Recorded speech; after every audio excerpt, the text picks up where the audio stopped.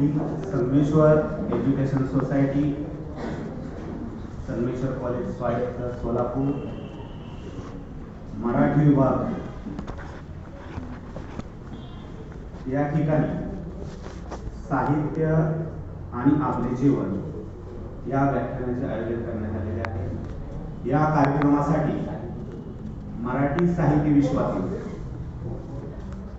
थोर समीक्षक आणि ग्रामीण साहित्याचे आणि ग्रामीण साहित्याचे एक गाढे अभ्यासक, एक कथाकार डॉक्टर वासुदेव मुलाटे सर या ठिकाणी उपस्थित आहेत। त्यांचे महाविद्यालयाच्या वतीने आणि मराठी विभागाच्या वतीने मी सहर्ष स्वागत करतो। त्याचबरोबर या कार्यक्रमाला आपल्या महाविद्यालयाचे प्राचार्य डॉक्टर ऋतुराज बुवा सर उपस्थित आहेत। त्यांचेही महाविद्यालयाचे स्वागत करतो आणि आजच्या व्याख्यानाचे अध्यक्षस्थान त्यांनी भूषवावे असंही त्यांना मी विनंती करतो। तर या ठिकाणी हा जो कार्यक्रम आयोजित केलेला आहे तो कार्यक्रम असा आहे, साहित्य हा समाजाचा आरसा असतो। या ठिकाणी साहित्यामुळे किंवा साहित्य माणसामध्ये किंवा माणसाच्या जीवनामध्ये एक ज्या अंधार असतो, अज्ञानाचा अंधार असतो, तो अंधार दूर करण्याचं काम करतं। म्हणून मंगेश पाडगावकर म्हणतात, ग्रंथ आमुच्या साथी ग्रंथ आमुच्या हाती, ग्रंथ उजळती अज्ञानाच्या अंधाराच्या राती।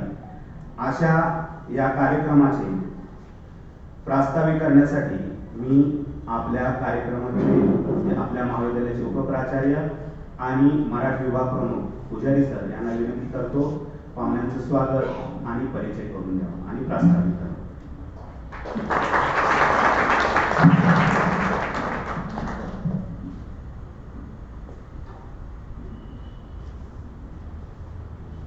आजचे विशेष निमंत्रित महाराष्ट्रातील एक नामवंत लेखक आणि समीक्षक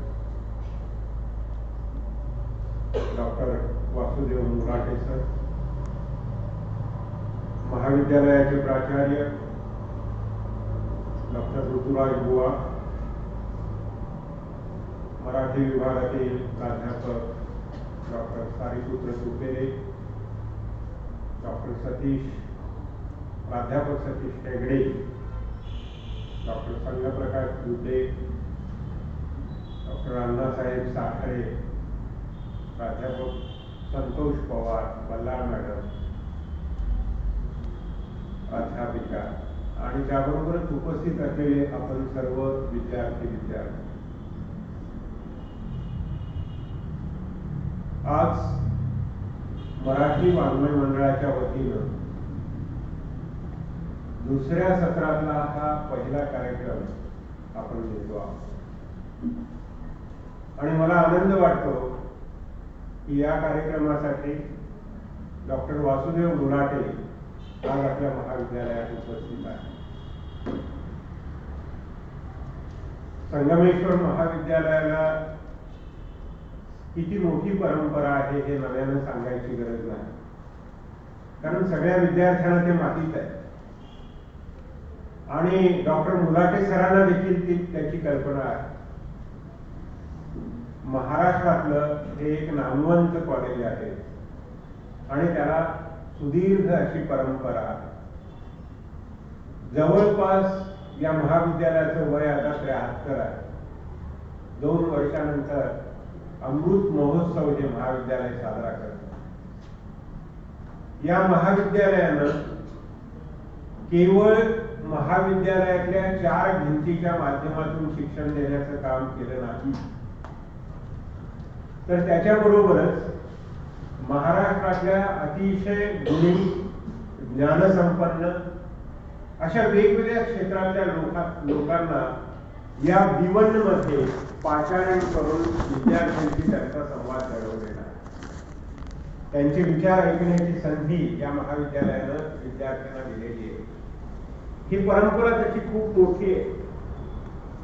अनेक मोठमोठे लोक या महाविद्यालयामध्ये येऊन गेले, त्याची यादी ही खूप मोठी आहे। त्या माळेतच एक ग्रामीण लेखक आणि समीक्षक म्हणून डॉक्टर वासुदेव मुलाटे सर आज उपस्थित आहेत, त्याचा मला आनंद आहे. मराठी वाङ्मय मंडळाच्या वतीनं हा कार्यक्रम होतोय. मराठी वाङ्मय मंडळाचा उद्देशच हा आहे की विद्यार्थ्यांना भाषेच्या संदर्भात, साहित्याच्या संदर्भात सजग करावं, त्यांना काही नवं ज्ञान द्यावं, त्यांच्या भाषा विषयक किंवा साहित्य विषयक जाणीवा फुलवाव्या, त्यांची आवड वाढवावी, साहित्याचा त्यांचा कल वाढवावा, वाचनाविषयीची त्यांची ओढ ती त्यांच्या मनामध्ये स्वाभाविकपणे निर्माण व्हावी, ते करण्याचं कार्य आपण करावं, या भूमिकेतून हे वाङ्मय मंडळ कार्य करीत आलेलं आहे. तुम्हाला कदाचित आश्चर्य वाटेल, पण या वाङ्मय मंडळाच्या माध्यमातून काम करीत असताना काही विद्यार्थी या महाविद्यालयातले कवी म्हणून बाहेर नावारूपाला आलेले होते. बाहेर गेल्यानंतर तर ते मोठे कवी म्हणून ओळखले गेलेच, पण महाविद्यालयात असतानाच उदाहरणार्थ चंद्रभूषण कुलश्रेष्ठ सारखे कवी, नारायण सुमंत सारखे कवी हे या महाविद्यालयात मराठी विषयाची लळा लावत आपलं एक नातं सांगत त्यांनी आपल्या व्यक्तिमत्वाचं विकसन केलेलं आपल्याला पाहायला मिळतं. हे सगळं मराठी वाङ्मय मंडळाच्या या वेगवेगळ्या उपक्रमाच्या माध्यमातून घडत गेलेलं आहे. तसंच तुमच्याही बाबतीत घडावं, तुमच्याही मनावर या सगळ्या गोष्टींचा संस्कार व्हावा, दीर्घकाळ तुमच्या आयुष्यामध्ये हे क्षण तुम्हाला स्मरणात राहावे. आपण काही लेखकांना, उत्तमोत्तम लेखकांना ऐकलंय, समीक्षकांना ऐकलंय, याची आठवण तुमच्या मनामध्ये राहावी आणि तुम्हाला देखील विचारांची वाट दिसावी, या भूमिकेतून हे वाङ्मय मंडळ कार्य करीत आलेलं आहे, मराठी विभाग कार्य करीत आलेला आहे. आणि नेहमी या महाविद्यालयानं, इथल्या व्यवस्थापनानं त्याला उत्तेजन दिलेलं आहे.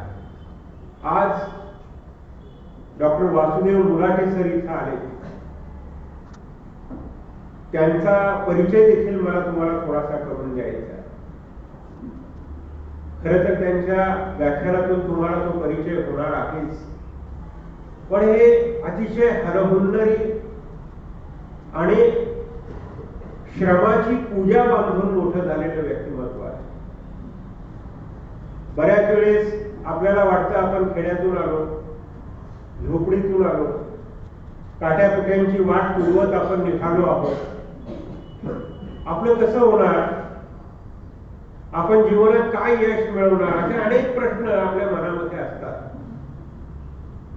पण काट्याकुट्यांची वाट पुरवत जाणारी माणसं देखील आपल्या पायाखाली मखमल कशी निर्माण करू शकतात याची अनेक उदाहरणं समाजामध्ये पाहायला मिळतात. त्यातलंच एक उदाहरण म्हणजे डॉक्टर वासुदेव मुलाटे सर आहे. डॉक्टर वासुदेव मुलाटे सर यांचं कार्य चौफेर स्वरूपाचं आहे. ते उत्तम लेखक आहेत, उत्तम समीक्षक आहेत, महाराष्ट्रातले एक साहित्य क्षेत्रातले विचारवंत आहेत, प्राध्यापक आहेत आणि सर्वात महत्वाची गोष्ट म्हणजे जीवनाच्या वाटेवरून चालताना अनेक प्रकारच्या नोकऱ्या, अनेक प्रकारच्या सेवा त्यांनी दिल्या. तुम्हाला आश्चर्य वाटेल, अगदी तुमच्या वयात असताना किंवा त्याच्याही आधी कदाचित त्यांनी पेपर वाटण्याचं सुद्धा काम केलेलं आहे. म्हणजे पेपर वाटून आपली उपजीविका चालवण्यापासून अगदी कोवळ्या वयात त्यांनी आपल्या जीवनातल्या संघर्षाला सुरुवात केली आणि हा संघर्ष अनुभवत वेगवेगळ्या नोकऱ्या केल्या त्यांनी. एके ठिकाणी गट सचिवाची नोकरी केली, भूविकास बँकेमध्ये त्यांनी नोकरी केली, प्राथमिक शाळेमध्ये देखील त्यांनी नोकरी केली, वेगवेगळ्या म्हणजे एक शिक्षकी शाळेमध्ये जाऊन त्यांनी नोकरी केली. ते गेल्यानंतर ती शाळा 2 शिक्षकी झाली. अशा छोट्याशा गावातल्या शाळेमध्ये देखील शिक्षकाची नोकरी केली. पण हा प्रवास इथंच थांबलेला नाही, त्याच्या पुढे त्यांनी खूप मोठा प्रवास केला. म्हणजे अगदी लहान मार्ग सुरुवातीला एक पायवाट सुरू झाली आणि नंतर हळूहळू त्याचा राजमार्ग व्हावा, महामार्ग व्हावा, तसं त्यांचं जीवन आहे. पुढे त्यांनी अनेक महाविद्यालयातून मराठीचे प्राध्यापक म्हणून सेवा दिली. विशेषतः बीडला ते मला वाटतं बलभीम महाविद्यालयामध्ये प्राध्यापक होते. जवळपास 10-11 वर्ष तिथे त्यांनी प्राध्यापक म्हणून कार्य केलं. कोपरगावला देखील ते प्राध्यापक होते. परभणीला ते प्राध्यापक होते. परभणीच्या देवगिरी महाविद्यालयामध्ये ते प्राचार्य देखील होते. हे झालं महाविद्यालयीन स्तरावर. म्हणजे एकीकडे पेपर वाटणारा एक मुलगा, दुसऱ्या बाजूला प्राथमिक एक शिक्षकी शाळेमध्ये जाऊन शिक्षक झालेला एक मुलगा, आणि पुढे जाऊन प्राध्यापक झालेला, आणि त्याच्यानंतर प्राचार्य झालेला, आणि त्यानंतर औरंगाबादच्या म्हणजे छत्रपती संभाजीनगरच्या डॉक्टर बाबासाहेब आंबेडकर मराठवाडा विद्यापीठामध्ये प्राध्यापक म्हणून देखील त्यांनी कार्य केलं. पुणे विद्यापीठामध्ये देखील मराठी विभागामध्ये प्राध्यापक म्हणून त्यांनी कार्य केलं. म्हणजे एखाद्या व्यक्तीचं जीवन कसं असतं पहा, संघर्षाचं असतं. बऱ्याच वेळेस त्यांना म्हणजे पोटासाठी अक्षरशः अनेक व्यथा सहन कराव्या लागल्या. हे करीत असताना संघर्ष करीत करीत त्यांनी आपल्या जीवनाची वाट शोधली. हे मी मुद्दाम विद्यार्थ्यांना सांगतोय, कारण आपण बऱ्याच वेळेस असाच विचार करत राहतो आपल्या प्रतिकूल परिस्थितीचा. पण त्या प्रतिकूल परिस्थितीतून देखील काही चांगलं आपल्याला निर्माण करता येतं, हे अशी माणसं पाहिल्यानंतर आपल्याला लक्षात येतं. हे सगळं कार्य करीत असताना त्यांनी केवळ नोकरी एके नोकरी एवढं केलं नाही. प्राध्यापक म्हणून कार्य करीत असताना त्यांनी उत्तम लेखन केलं. मुळात कवितेपासून त्यांनी सुरुवात केली आणि साहित्याच्या वेगवेगळ्या प्रकारात त्यांनी लेखन केलं.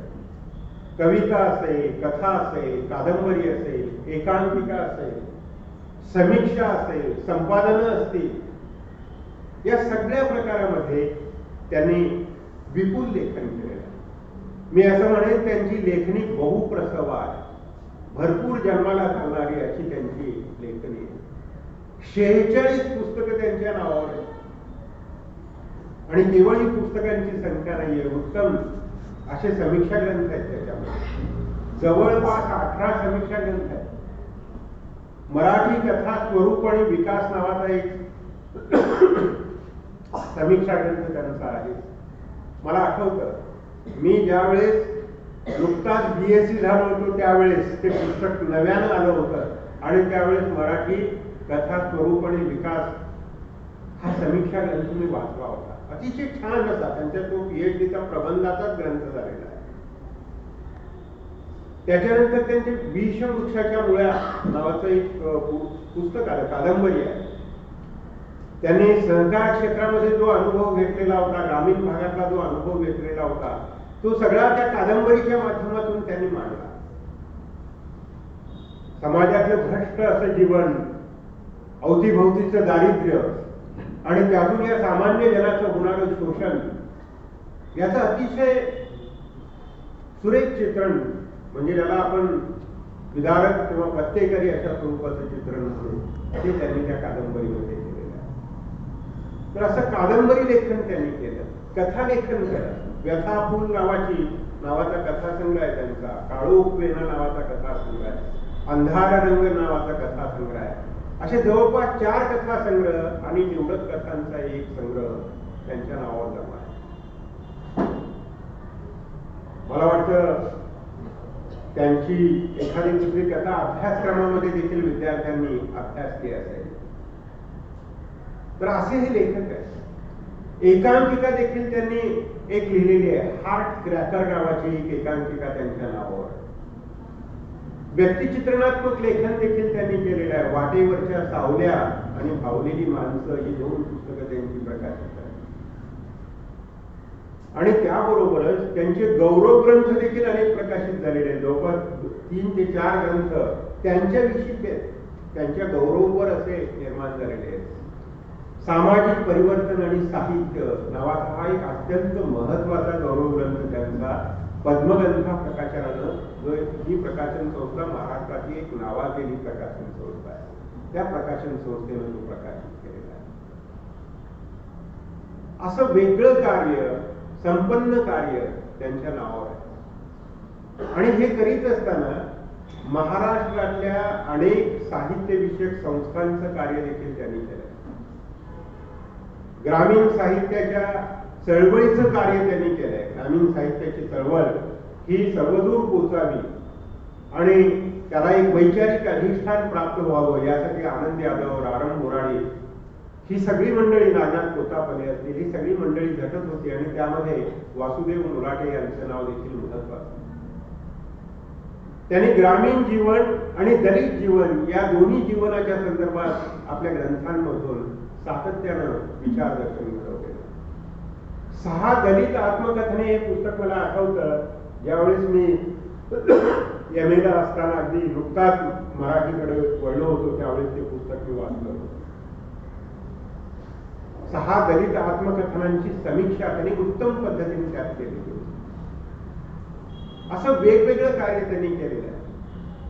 साहित्य संस्थांविषयक कार्य केलेलं आहे, चळवळ विषयक कार्य केलेलं आहे आणि हे सगळं करत असताना त्यांनी अनेक पदं भूषवली, अनेक मान सन्मान त्यांना मिळाले. जवळपास 18 पुरस्कार त्यांना मिळाले. त्यामध्ये 4 पुरस्कार त्यांना महाराष्ट्र शासनाचे.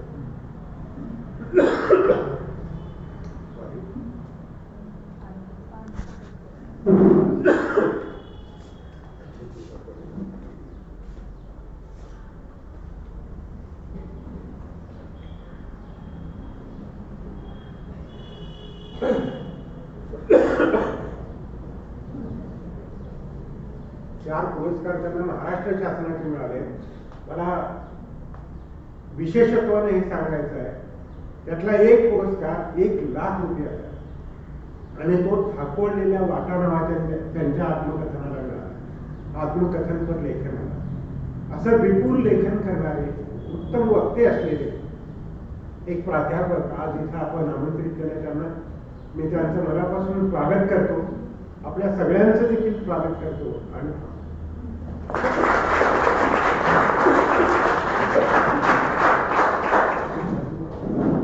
धन्यवाद सर. असं बहुआयामी व्यक्तिमत्व आज आपल्याला या ठिकाणी लाभलेलं आहे. त्यांचा परिचय या ठिकाणी पुजारी सरांनी करून दिला. यानंतर आपली भारतीय संस्कृती सांगते की आलेल्या पाहुण्यांचं आदरातिथ्य करावं आणि आपल्या महाविद्यालयाच्या वतीने आज आपल्याला लाभलेले साहित्य क्षेत्रातील डॉक्टर वासुदेव मुलाटे सर यांचा सत्कार महाविद्यालयाचे प्राचार्य बुवा सर यांनी शाल, बुके आणि महाविद्यालयाचे वार्षिक अंक जो आहे प्रज्ञा हा देऊन करावा अशी मी त्यांना विनंती करतो.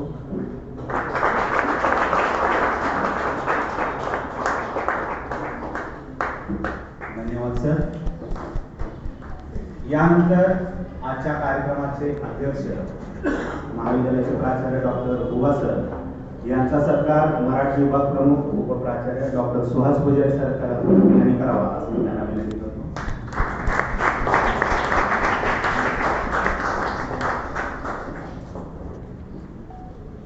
धन्यवाद. सर्व मान्यवरांचे पुन्हा एकदा अभिनंदन आणि स्वागत. आम्हा घरी धन शब्दाची रत्ने, शब्दाची शस्त्रे यत्न करू, शब्दाची आमुच्या जीवाचे जीवन, शब्दे वाहू धन जन लोका. तुका म्हणे पहा शब्द ची व्हावा देव, शब्दाची गौरव पूजा करू. असे शब्दाचेच धन आपल्याला या ठिकाणी देण्यासाठी आजच्या या व्याख्यानाचे प्रमुख वक्ते डॉक्टर वासुदेव मुलाटे सर यांना विनंती करतो की त्यांनी मार्गदर्शन करावे.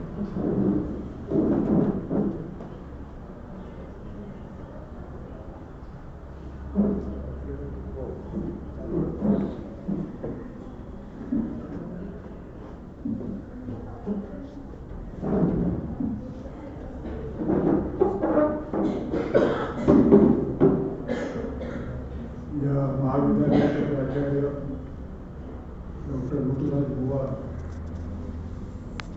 यांनी मला परिचय करून दिला आणि प्रास्ताविक केलं ते माझे मित्र सुभाष पुजारी, दुसरे तरुण मित्र हरिपुत्र सुपे, इतर गुरुजन आणि माझ्या मित्रांनो. महाविद्यालयाची परंपरा पुजारी सरांनी या ठिकाणी सांगितली, पण आणि त्याच्या आधीपासूनची परंपरा कदाचित ते विद्यार्थी असतील तेव्हापासून तुम्हाला माहीत आहे. कारण निर्मल कुमार फडकुले हे माझे ज्येष्ठ मित्र होते त्यांच्या निमित्तानं. आणि मला इथे माझी कितीही त्यांनी स्तुती केलेली असेल तर मला माहिती आहे की मी कुठल्या जागेवर उभा आहे की ज्या जागेवर फडकुल्यांसारखी मोठमोठ्या माणसं या ठिकाणी उभी राहिली तिथे मला उभा राहायला मिळालं आहे. हे खरं म्हणजे हा माझा खरा गौरव आहे. हे मला मोठेपण वाटतं. त्यामुळे त्याचा मला आनंद आहे. खरं म्हणजे नावांची सुद्धा एक गंमत असते. म्हणजे माणसाचं श्रीमंत असणं माणसाचं गरीब असणं मला असं वाटतं की नावापासून सुद्धा सुरू होतं कधी कधी. म्हणजे माझा प्रवास सांगितला तेव्हा माझ्या नाते या ठिकाणी हसत होत्या. पेपर वाटत होतं चांगलं असायला वाईट नाही. आणि माझं नाव वासुदेव आहे. आपल्या जाती व्यवस्थेमध्ये वासुदेव ही एक जात आहे, जमात आहे. जे सकाळीच येत असे आता तृप्त झालाय. जुना काळा गेलाय. गावगाडा सगळा मोडलेला आहे. आपल्या परंपरा आपण आता खूप झुगारून दिलेल्या आहेत. परंतु गावाला जागा करण्याचं काम हा वासुदेव करत असे. मोराचं पीस वगैरे असं लावून. आणि दुसऱ्या बाजूला वासुदेव नावाचा एक आपल्या हिंदूमध्ये देव आहे ज्याला श्रीकृष्ण असंही म्हटलं जातं. श्रीकृष्णाचं नाव वासुदेव, वडिलांचं नाव वसुदेव, वसुदेव वासुदेव असं. आता माझं नाव वासुदेव. मला नेहमी असं वाटतं की मी कुठल्या जातीच्या हे मी तुम्हाला सांगणार नाही. परंतु मला असं वाटतं की माझी खरी जाती वासुदेवाचीच आहे. वासुदेवाचं काम काय की गोदातर्फे जाणं, गावाच्या बाजूला फिरणं आणि लोकांना प्रबोधन करणं. मी तेच करत राहिलो. त्यामुळे त्याची आणि माझी जात आहे. अनेक नोकऱ्यांचा उल्लेख या ठिकाणी केला. वासुदेवाला एका ठिकाणी थांबून कोण भरत नाही किंवा मीही ते फिरत राहिलो. म्हणजे आणि इथे बघा कोण आहे सुहास पुजारी. म्हणजे नावामध्येच आनंद आहे. आणि या महाविद्यालयाचे मुख्य जे जनावर म्हणून ऋतुराज, मला तर इतकं हेवा वाटला त्यांचं नाव असल्यानंतर. खरं म्हणजे असं नाव असायला पाहिजे.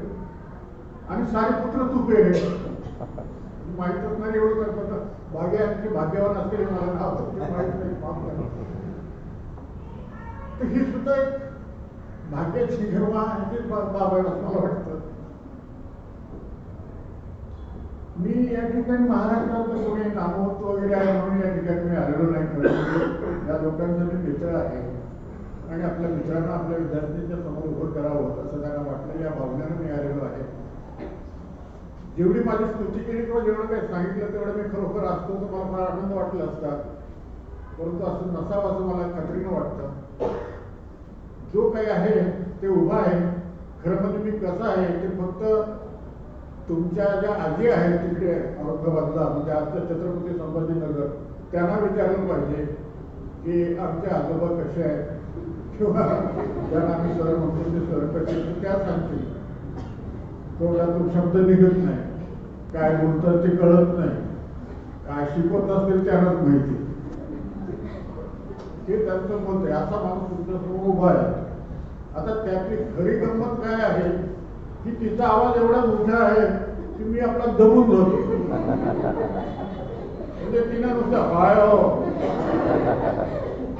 तिला म्हणायचं असं चहा घेता का. मग मला ती चहा घ्या ती तिथं काय म्हटलं मी आपल्या गावाला. तर खरं रूप माझं ते आहे. हे मी सांगितलेलं ते काही खरं रूप नाही. तेव्हा ठीक आहे आता मी इथे आहे आणि वय वाढल्यानंतर उपदेश करण्याचे एक अधिकार आपल्याकडे प्राप्त होतो. आपली संस्कृती सांगते की वडीलधारी माणसं सांगतात ते आपण ऐकलं पाहिजे. आता परिस्थिती थोडी मोठी आहे. माझी नातवंड मला सांगत असतात की गेला जमाना तुमचा जरा आमचा आहे का आजोबा आहे म्हणजे तेच सांगत असतात तुम्ही. पण आता तुमच्या सरांनी मला उभं केलं तर मी सांगितलं पाहिजे त्याचा फायदा घेतला पाहिजे. तुमच्या समोर उभं राहत असताना काय बोलावं असा एक विचार आमच्या मनामध्ये आलेला होता. मला वाटलं की ज्या काय असतं प्रत्येक माणसाचं काही क्षेत्र असतं. त्याचा एक परिसर असतो. तेवढ्यामध्ये तो गुंतवत असतो. माझं जे क्षेत्र आहे सगळ्या बाबतीमध्ये ज्ञानाचं क्षेत्र हे व्यापक आहे. परंतु त्याच जर बघितलं तर साहित्यापुरतं मराठी अशा प्रकारचं ते क्षेत्र आहे आणि म्हणजे याच्याशी संबंधित असं काहीतरी निवडावं. मला याची कल्पना आहे की तुम्ही सगळे विद्यार्थी हे साहित्याचे विद्यार्थी आहेत का नाही मला माहीत नाही, कदाचित असतील आणि नसतील. साहित्याचे आणि साहित्याचा विषय निवडलेला अशा प्रकारचा आणि जी प्राध्यापक मंडळी ही सुद्धा मराठीची साहित्याचं जर सोडलं हे दोघं जर सोडले तर मराठी विषयाच्या याच्यामध्ये नाही आणि तरी सुद्धा मला साहित्यावर बोलायचं आहे हे मी आपल्याला सांगतो की काय काय संबंध आहे साहित्याचा आणि एवढं मोठं काय की ज्याच्यावर आपण बोललं पाहिजे. काय असतं साहित्य म्हणजे आणि साहित्याचा आणि आपल्या जीवनाचा काय संबंध आहे. पण मला असं वाटतं की साहित्य छोटा आहे फार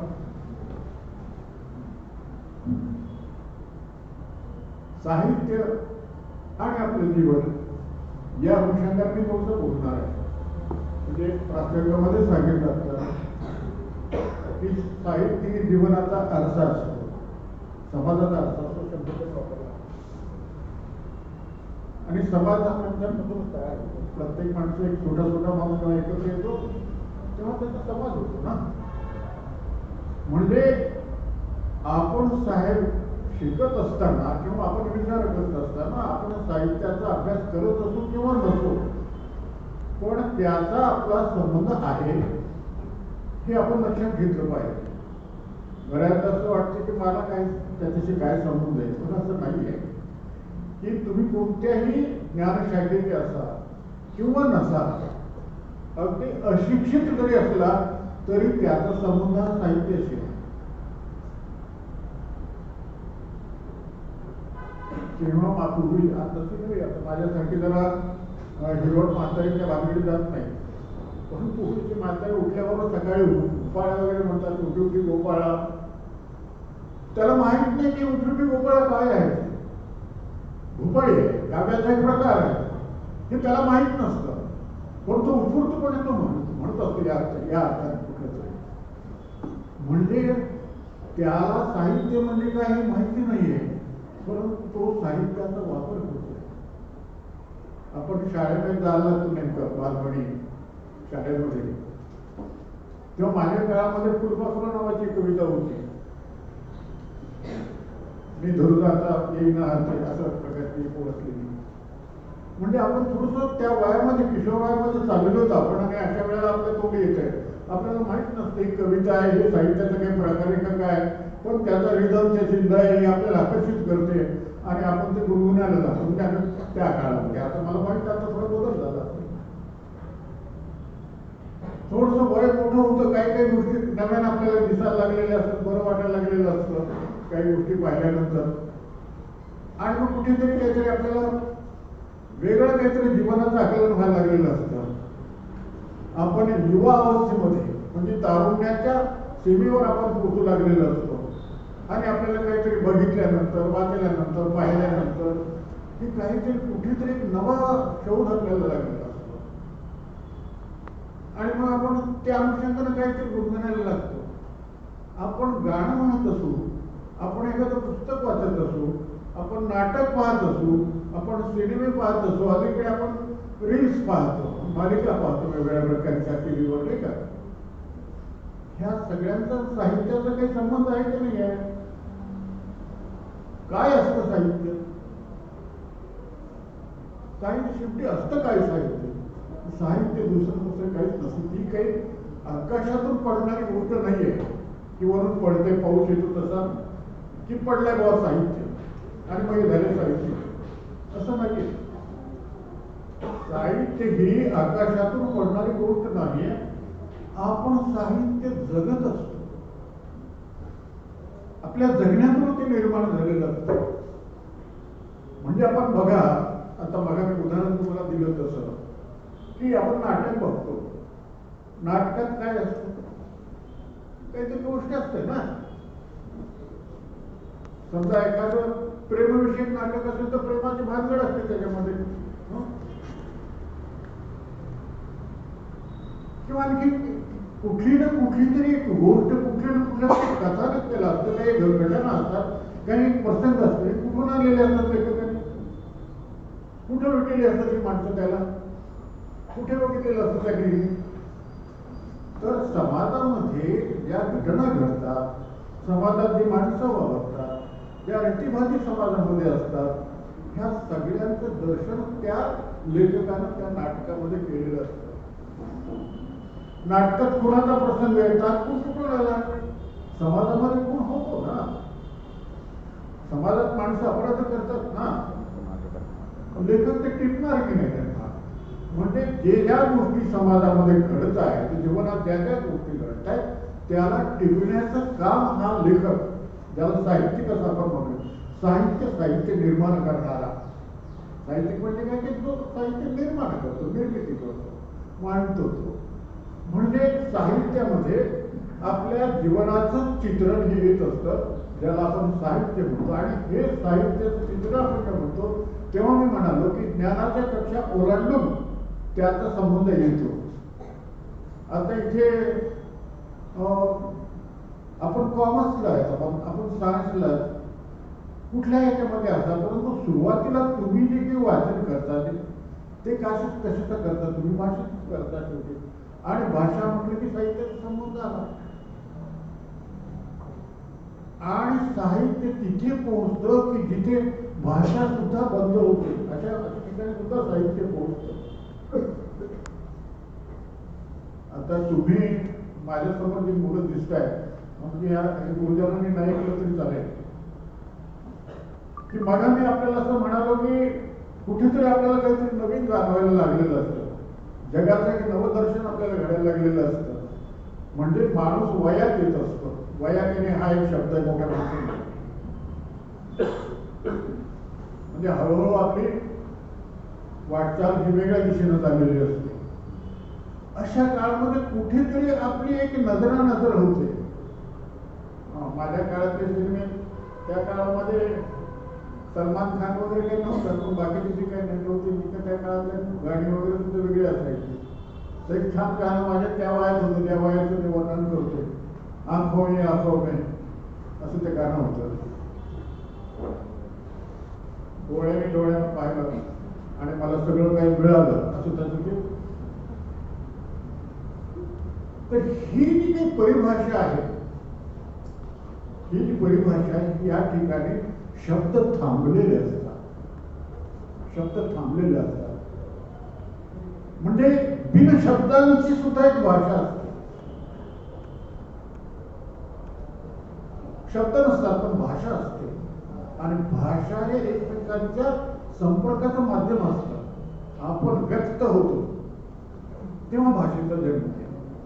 आणि जेव्हा व्यक्त होतो आणि जिथे लिखित स्वरूपात येतं तेव्हा त्याचं साहित्य निर्माण होतं. म्हणजे या साहित्याला परंपरा केवढी आहे, तर संगमेश्वर महाविद्यालयाचे कितीतरी वर्षाचे, म्हणजे फार वर्षापूर्वी, फार वर्षापूर्वी म्हणजे काय, तर मी म्हणेल बाबा मी मराठीचा माणूस आहे, मला काय माहित नाही, मराठीमध्ये वर्ष सांगण्याची पद्धत नाही. इतिहासाच्या कार्याकडे तुम्ही जा, इतिहासाचे जे अभ्यासाचे त्यांना जाऊन विचारा की किती वर्षापूर्वी ते फार म्हणजे. साहित्यामध्ये काही असू शकतं, जे आपण बघितलेलं आहे आणि नाही बघितलेलं दोन्हीचं मिश्रण असतं. बऱ्याचदा असं होतं, तर विशेषतः ज्या कादंबरीचा उल्लेख दादाने केला, माझ्या 20 वर्षाच्या गोळ्या नावाची कादंबरी आहे, ती सहकारी क्षेत्रावर आधारित आहे. तर त्या कादंबरीमध्ये जे ठिकाण आहे, तर ती ठिकाणं तर खरी आहे, म्हणजे त्या नावाची गावं आहेत.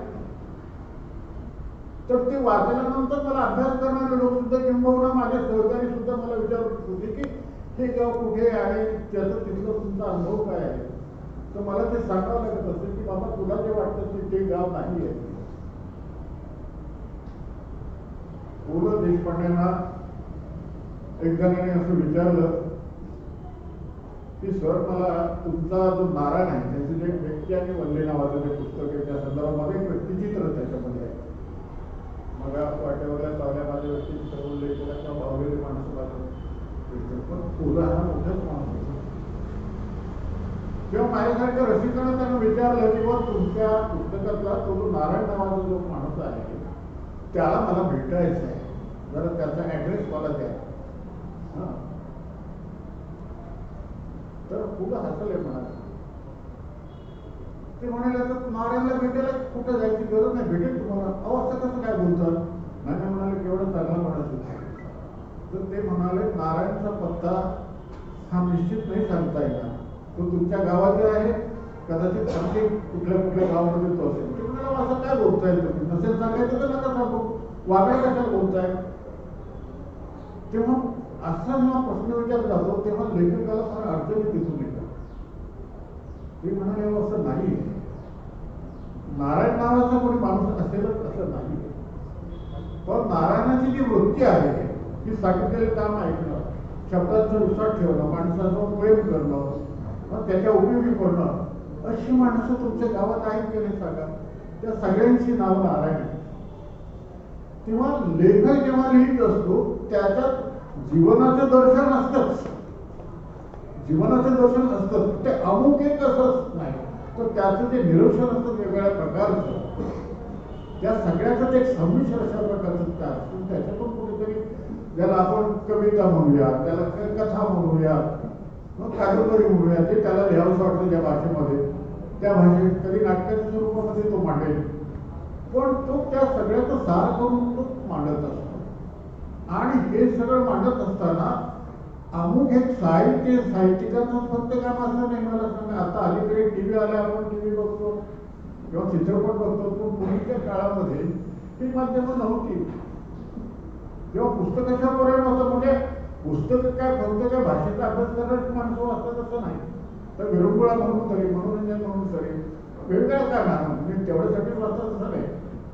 साहित्य मनोरंजन जेवढं करतं त्यापेक्षा साहित्य जीवनाची वाट कशी चोखाळावी हे अधिक सांगणारं असतं. तिकडे आपलं लक्ष नसतं, तिकडे आपलं लक्ष नसतं. आपण मनोरंजनाकडे अधिक वळलेलं असतो, परंतु ते मिळत असतं कुठेतरी. त्याच्यातून जीवनाचा एक मार्ग कसा सुकर करता येईल, कसा सोपा करता येईल, याचं कुठेतरी दिशादर्शन ते साहित्य करत असतं. तिकडे आपली दृष्टी कमी झाली, परंतु साहित्याचा संबंध हा सगळ्या लोकांशी असतो. म्हणजे धार्मिक माणसाने सांगितलं की तो कोणती होता, म्हणजे मागा जरा मी चुकीचा उल्लेख केला खरं म्हणजे, पण माझ्या मिसेस ज्या आहेत त्यांच्याबद्दल बोलतो की त्या गजानन महाराजांची पोथी वाचतात. तर वाचताना कधी कधी माझ्या कानावर होतं की जरा नास्तिक माणूस आहे तर मी म्हणाला अरे की वाचायचं मग घ्यायचं. महाराज रुक्मिणीकडे गेले, त्यांचा जन्मदिन झाला, अमुक त्यांनी जे चमत्कार केला. अरे म्हटलं हे कशाला वाचतील तू? नाही म्हणाले ते 21 पारायण करायला सांगितले. माझ्या एक सुद्धा गोष्ट माझ्या बायकोनं वाचलेली नाही. 46 पुस्तकांचं नाव यांनी घेतलं माझ्या, कधी बघा तुला 46 असतात. पण गजानन महाराजांची पोथी मात्र सारखी वाचते. वाचलेलं नाही, पण बाकीचे काय शिवलीला व्रत ते वाचते, विष्णू सहस्त्रनाम वाचते, पण मुलाचे शास्त्रींचं काहीही वाचते. पण तिला माहित नाही की आपला नवरा काय करतो, पण त्याचा ती वापर करते. मुलाटीने लिहिलेलं नाही, पण ते कुठंतरी लिहिलेलं आहे, लक्षात ठेवा. वेद अपौरुष वगैरे याला मारायला विरोध आहे. अपौरुष असं काहीही नसतं, काहीही नसतं. त्यासाठी आपल्याला बाबूला भेटावं लागतं. बाबूराव बाबू हे मराठीचे फार मोठे कवी आणि लेखक आणि विचारवंत होऊन गेले. की त्याने सांगितलं अरे देव देव देव कुठून आला देव, मी तुला देव म्हणला आणि तू देव झालाय. या अर्थाची त्यांची सुंदर कविता आहे. सूर्याला सूर्य म्हटलं, चंद्राला चंद्र म्हटलं वगैरे. पण यासाठी आपण धार्मिक होण्याची गरज आहे का? तर धार्मिक होण्याची गरज नाही. की तुमचा जो काही स्वभाव पाळत असेल त्या निमित्तानं तुमचा शोध खरं म्हणजे चालू असतो आणि ते पूर्ण करण्याचं काम हा साहित्य किंवा लेखक करत असतो. मी मगाचा उल्लेख केला काही माझ्या त्यातल्या गोष्टी मी सांगतो. फार काही ज्ञान पातळण्याची गरज नाही. बलभीम महाविद्यालय त्याचा उल्लेख सरांनी केला, त्या महाविद्यालयामध्ये दीर्घकाळ होतो. आणि माझ्या ज्या विभाग प्रमुख होत्या त्या महाराष्ट्राच्या खूप ख्यातनाम अशा प्रकारच्या कवयित्री आणि लेखिका होत्या. सुहासिनी किर्लोस्कर हे त्यांचं नाव.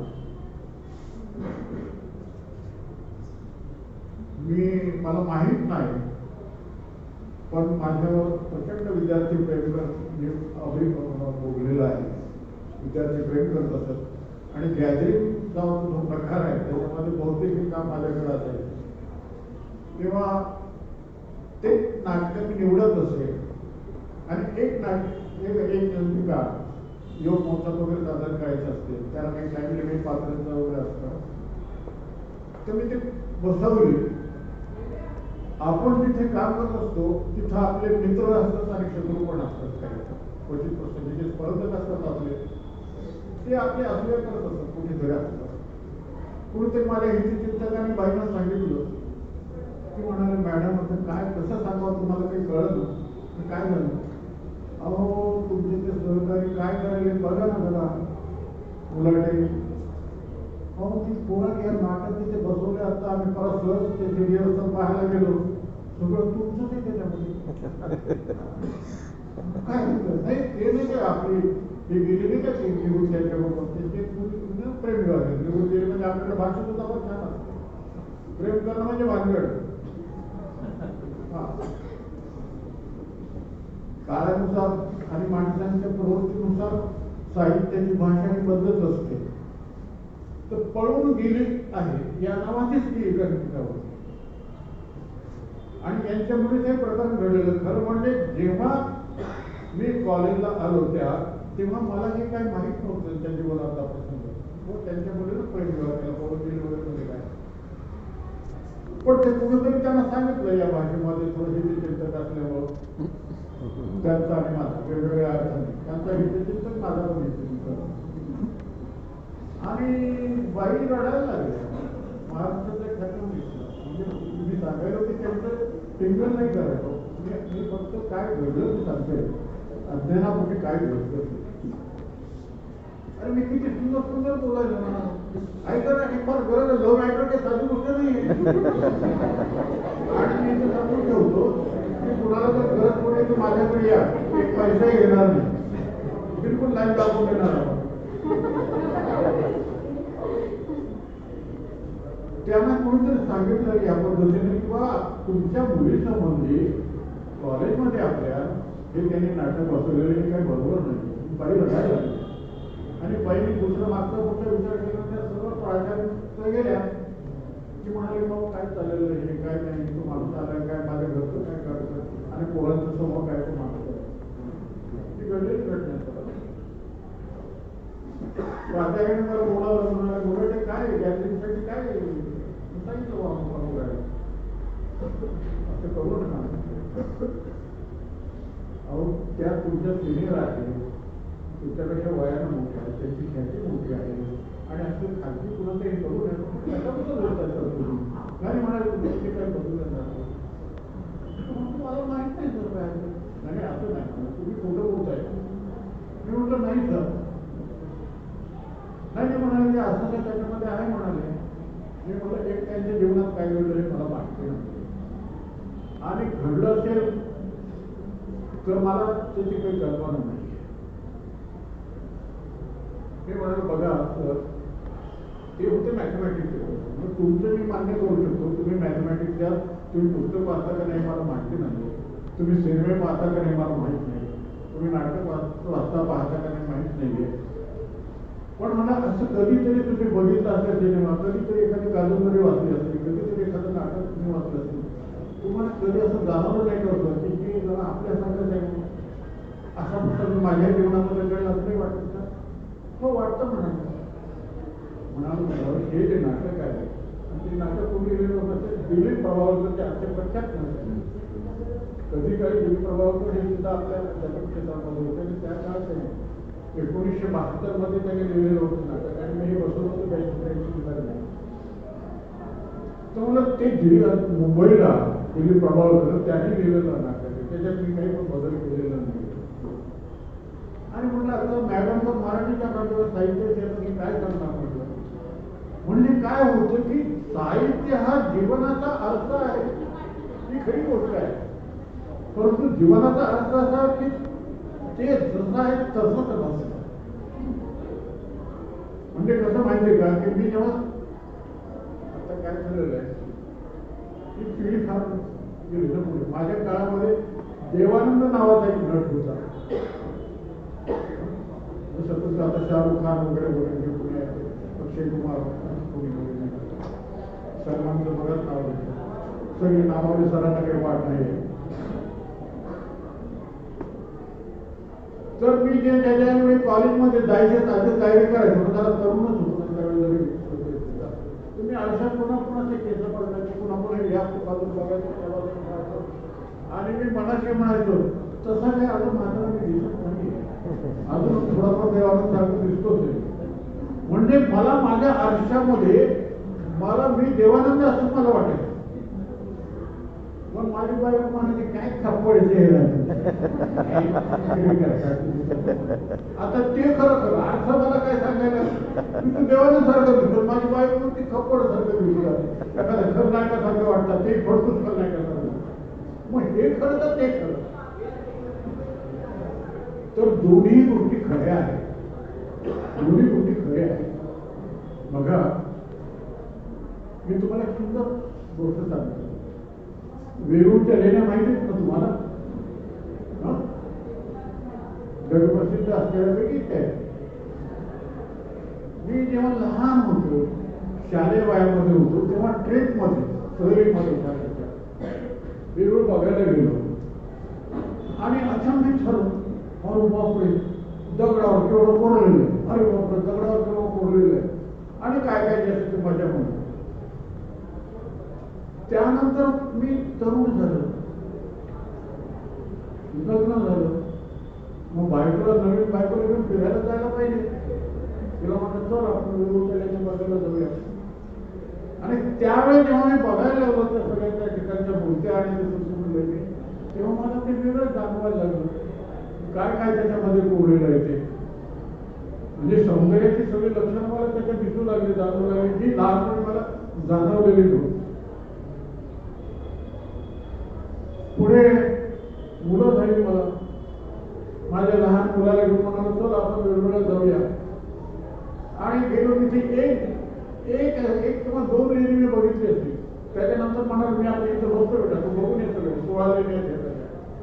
म्हणजे मी ज्या पुन्हा पुन्हा फिरत होतो, आता 3ऱ्या वर्षाचे की मी मला काही त्याचा रस नाही लागला.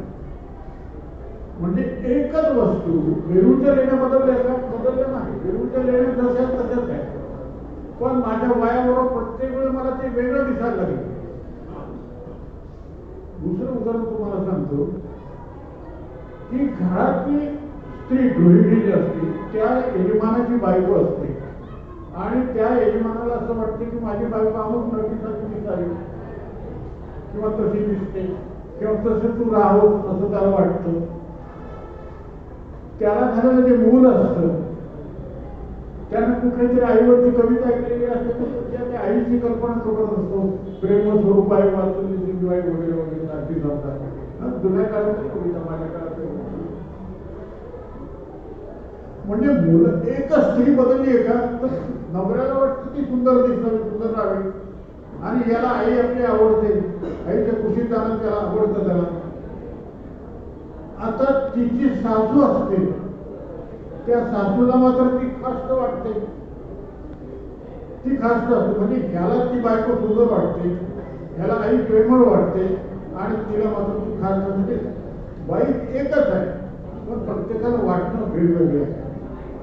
मित्रांनो, साहित्याचं लेखन या पद्धतीचं की ते आत्मनिष्ठ, म्हणजे त्याला जसं वाटतं तसं असतं. जग कसं आहे, जसं असायचं तसंच आहे, पण त्याला ते जग तसं दिसतंय, त्याला जसं दिसलं तसं तो लिहितो, आणि त्याचं साहित्य होतं. जीवनाचा आरसा या दृष्टीनं जे असं घडलंय आणि तसंच लिहिलं तर त्याचं वार्तापत्र तयार होतं. समजा आपण चाललोय आणि रस्त्यानं बघतोय की गाडी खाली कुणीतरी आलेलं आहे, ऍक्सिडेंट झालेला आहे, अपघात झालेला आहे. एखादा माझ्यासारखा म्हातारा माणूस आहे की तो गाडी खाली आलाय, आणि लोक जमवतात, अरे करतात, मग पत्रकार येतात, ते लिहितात ट्रक भरधाव चाललेला होता आणि त्याच्या खाली कुठं संपली बातमी. पण तिथे समजा मुलाचे जर पोहोचले, लेखक मुलाचे जर तिथे जर पोहोचले, तर ते घंटाभर पाहत बसतात. तिथे म्हातारा दिसतोय, अरे का बरं कुठे निघाला असेल हा म्हातारा, त्रास असेल, सूर्याने विचारलं नसेल, लेखानं विचारलं नसेल, काहीतरी असेल, काहीतरी पुरीचं लग्न होत नसेल, काय असेल विचारायला, कंटाळलं असेल, काहीतरी विचारत असेल, रागात असेल का, ते मरून पडलं तिथे, रक्त व्हायला लागलेलं आहे, ट्रक चुकून केव्हा गेलेलं, भांडे लोक झाले, मी काय विचार करतो, काय झालं असेल, काय कारण असेल, लेखन तिथे आहे. म्हणजे ट्रक खाली चिरडला, किती रक्त व्हायला, हा महत्वाचा मुद्दा नाही, तो आहे, पण त्याच्या पलीकडे तो जातोय की तो काय असेल, कुठल्या विचारात असेल का, त्याला दिसलं नसेल का, काय घडलेलं काय असेल, याच्याविषयी साहित्य तिथे निर्माण होतं. म्हणजे घडलेली घटना आहे ती वार्ताहराने आहे ना, पण जे वार्ताहरानं लिहिलं नाही, पत्रकाराने जे लिहिलं नाही, तो हा लिहितो की असं असं काय. म्हणजे जीवनाच्या त्या गोष्टी आहेत, पण त्याला त्याचा आत्मा, त्याचं मन, आतला हृदय हे त्याला चिटकून आलेलं आहे. आपण एकच माणूस आपल्याला वेगवेगळ्या मागाने म्हणालो की वेगळ्या वाटतो. मग मी असे म्हणालो की शब्दाशिवाय सुद्धा एक भाषा असते, ती सुद्धा वेगवेगळं असते, त्याचं वर्णन लेखक करत असतो. बऱ्याच दिवसानंतर आपली मैत्रीण आपल्याला जेव्हा भेटते, तेव्हा आपण तिचं नाव न घेता एकदम जाऊ दे कडकडून भेटतो, आपण हातात आपण देतो आणि हात हाताला बोलत असतो की किती दिवसानंतर आपण भेटतोय, किती दिवसानंतर आपण भेटल्यानंतर किती आनंद होतोय, आपण नंतर बोलूया, पण त्या हात हाताला बोलत असतो, दृष्टीला बोलत असते. साहित्य तिथे पोहोचतो. दोघ जण भेटले आणि त्यांना आनंद झाला, हे साहित्य असू शकत नाही. का आनंद झाला, का दुःख झालं, जीवनातला आनंद आणि जीवनातलं दुःख टिपण्याचे ते निरीक्षण असतं, ते त्याच्या अंतर्मनाशी असतं.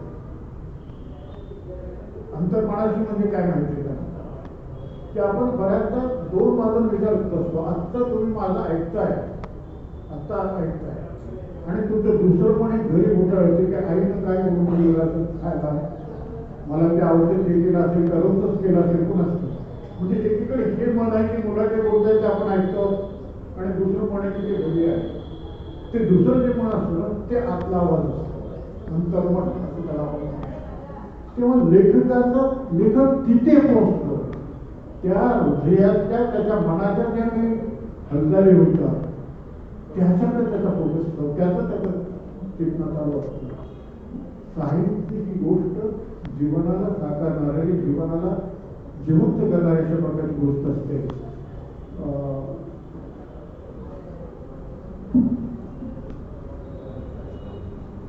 रमाबाई आणि माधवराव पेशवे स्वामी कादंबरी नावाची आहे, तर ती मी वाचत होतो. त्याच्यामध्ये थोरले पेशवे माधवराव आणि त्यांच्या पत्नी रमाबाई या दोघांच्या जीवनावर लिहिलेली ती कादंबरी आहे. रणजित देसाई नावाचे लेखक, फार मोठे लेखक मराठीचे, त्यांची ती कादंबरी. त्या कादंबरीचा शेवटचा भाग मी वाचत होतो की माधवराव आघाडी आहे, म्हणजे ते आता जातील असं अवस्थेमध्ये ठेवलं, ते नाव टाकलेलं म्हणून त्यांच्या मंदिरामध्ये गणेशाच्या. याने अनेक लढाई जिंकलेल्या आणि रमाबाई त्यांची सेवा करते आहे. आणि रमाबाई येतात आणि माधवराव एकदम एकेरी बोलायला लागतात की मला तुझ्याकडे मी कसं दुर्लक्ष केलं, एवढं मी प्रांत जिंकले, मी एवढं विजय मिळवला, परंतु तुझ्याशी मला कधी प्रेमानं बोलताच आलं नाही, अशा अर्थाचं. आणि मग त्यांनी ते वर्णन केलं खिडकीमधून बाहेरचा निसर्ग कसा दिसतो, की अमराई कशी आहे, की आपण कशी आहे, आणि ते माधवराव बघताय शेवटच्या क्षणाला वगैरे. तर मी इतकं आकर्षित झालो की मी ठरवलं की पुण्याला गेल्यानंतर तेवढं जायचं आणि सगळं बघायचं.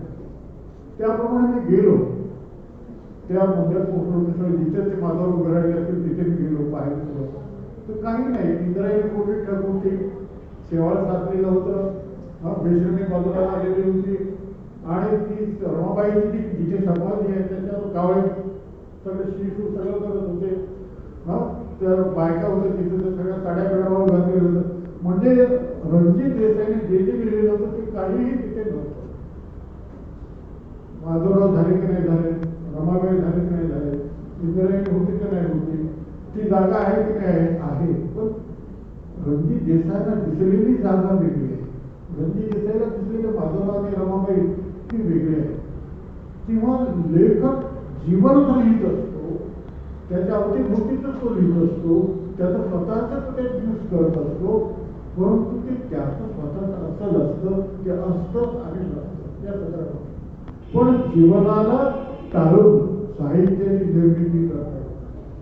म्हणून मी साहित्याची निवड केली असेल की नाही केली असेल, परंतु माझा साहित्याशी संबंध आहे. मी मला असं म्हणालो की साहित्याला रंजन होतं, साहित्याला जीवनाची वाटी सापडते. सांगेगुर्जी हा माझा सगळ्यात आवडता लेखक आहे आणि त्या थोड्या वयामध्ये मी सांगेगुर्जी वाचले आणि त्याचा आजच्या वयापर्यंत माझा परिणाम करून दिला. कारण ज्या पद्धतीनं सांगेगुर्जी हे मात्र हृदय अशा प्रकारचे लेखक होते. आईचं हृदय असणारे लेखक होते. त्याने त्यांच्या भाषेमधून ते करतात. मला असं जाणवलं की जीवनात आपण असं बघतो सांगेगुर्जींना वाईट वाटेल असं आपण वागता कामा नये. लेखक तुमच्या जीवनावर परिणाम करतो. एखादा सैराट सारखा सिनेमा बघितल्यानंतर आपल्याला वाटतं की आपण असं केलं पाहिजे, पण ते किती घ्यायचं आणि कसं घ्यायचं हे आपल्यावर अवलंबून असतं. परंतु त्याचे परिणाम चांगले आणि वाईट हे दोन्ही आपल्याला जर कळले तर आपल्याला ते घेता येतं. म्हणजे आपण करायला पाहिजे आणि नाही करायला पाहिजे. ते सिनेमा असू दे, ते नाटक असू दे, कादंबरी असू दे, कोणत्याही कविता आपण लिहितो. कविता हा वेगळा प्रकार आहे. ते तुमचे विचार सांगतात, मला काय वाटतं, मला हे आवडतं. म्हणजे आजकाल म्हातारे झाले आणि शेवटचं वय आहे मराठी सरांचं, पण ते अजून हिरवट आहेत. त्यांना जुनं मला आठवतं. तर तरुण वयामध्ये सर मी आपलं माझ्या ऑफिसला त्यावेळेच्या मी जात होतो आणि जाता जाता एकच असं माडीवर होती ते खिडकी होती. खिडकीमध्ये नेहमी एक दिसायची आणि मला असं वाटायचं की ती माझ्याकडेच बघते काही, माझ्याकडेच बघते काही. आणि मग हे कविता मग काय असेल काय असेल तर माझ्या लक्षात आलं की काही नाही, तिथे ती खिळा ठोकत होती त्याला. आणि मग मी कविता ती उभी खिडकी तर भिंती ते खिळा ठोकत होतं. म्हणजे याचा अर्थ काय की माझ्या मनातले जे विचार आहेत ते तिथे मी मांडलेले आहेत. ती काय कृती करते महत्वाचं नाहीये, त्याचं जे अंतर्मन जे तिथे ओढ घेत आहे ते सांगण्याचा प्रयत्न आहे. तेव्हा कवितेमध्ये मग आपल्या भावना आपण व्यक्त करत असतो. कथेमधून येत नाही का, कादंबरीतून येतात, परंतु त्याला दोन स्वरूप असतं. घटना प्रसंग येतात तिथे सांगावं लागतं काय घडलं. साहित्याशिवाय जीवनाला अर्थ नाही असं मला स्वतःला वाटतं. अनेक गोष्टी ही आपल्याला ज्या गोष्टीचा प्रत्यक्ष अनुभव नाहीये ते अनुभव आपल्याला या साहित्याच्या मार्फत आपल्याला मिळत असतो. मी जेव्हा MA पहिल्या वर्गावर जात असेल तेव्हा मुलांना विशेष स्वागत करतो, कारण तुम्ही हा विषय निवडला. कारण जगावं कसं हा सांगण्याचा सगळ्यात मोठा मार्गदर्शक हे साहित्य असतं. खूप काही बोलता येण्यासारखं आहे. मी मुद्दाम त्याला आपण तात्विक मांडणी बोलूया असं केली नाही. तुम्हाला कळावं आणि सरांना कसं नीट बोलता येत नाही याचंही दर्शन व्हावं असं मी बोललेलो आहे. मी या ठिकाणी थांबतो. आपण म्हणजे तिकडे तुमच्या आधी काही म्हणत तुम्ही इथे माझं एवढं ऐकलं मला किती आनंद झाला म्हणतात. कारण एवढं कोण ऐकतच नाही माझं. घरी गेलं त्यावेळी पण इथं मला इतकं बोलता बोलू दिला नाही. तुम्ही शांतपणे ऐकलं. खूप तुमचे आभार.